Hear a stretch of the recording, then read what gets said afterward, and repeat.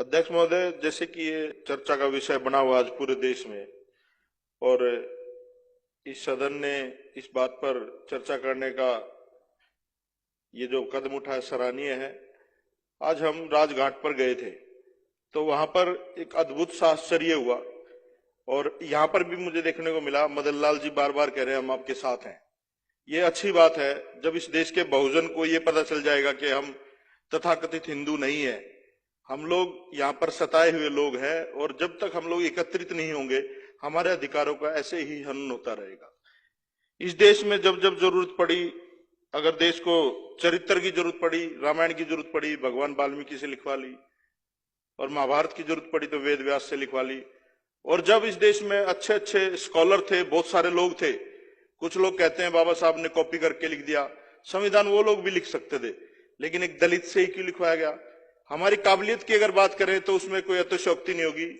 इस देश में हमारे एकलव्य भी हुए हैं, शंभुक ऋषि भी हुए हैं, लेकिन हमेशा षड्यंत्रों के माध्यम से उन लोगों का संहार किया गया है।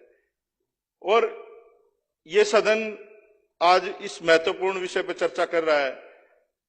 75% जो मामले हैं देश में जो एट्रोसिटी के दर्ज हुए वो खारिज कर दिए गए। कुछ न कुछ तो गड़बड़ है। 15% ऐसे मामले हैं जिनमें उनको बिल्कुल ही खत्म कर दिया गया, और 10% मामलों में कार्रवाई चल रही है। और अध्यक्ष साहब, सबसे बड़ा सबूत मैं हूं आपके पास सामने।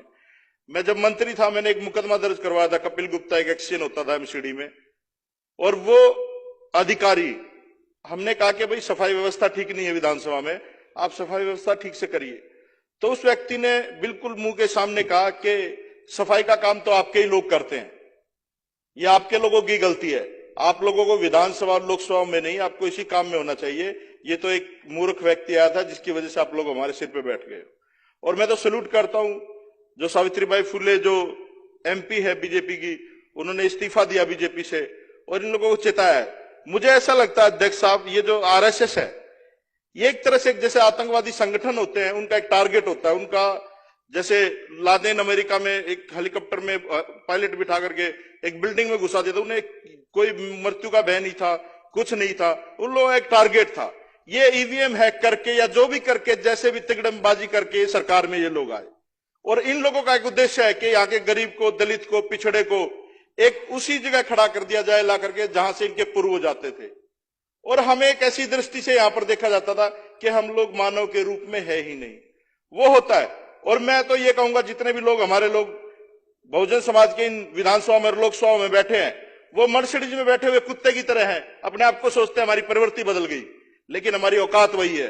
कोई भी जो भी यहां पर बैठा है, आप अपनी औकात ना भूले भाई।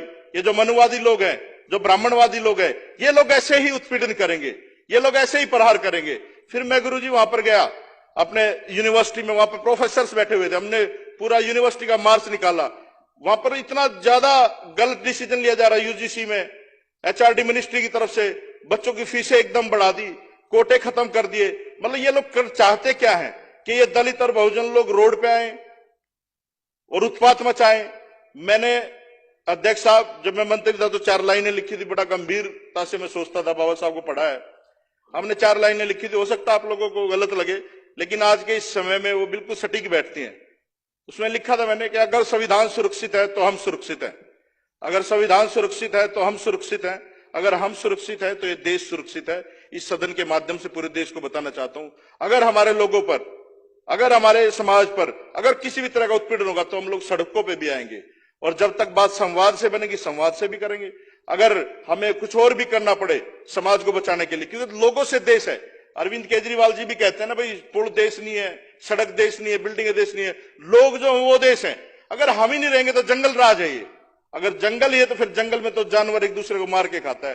फिर हमें कोई भी हथियार अपनाना पड़े, कोई भी काम करना पड़े, समाज का सारी चीजें छोड़ के, राजनीति और सारी चीजें भूल करके हम लोग समाज के साथ खड़े होंगे।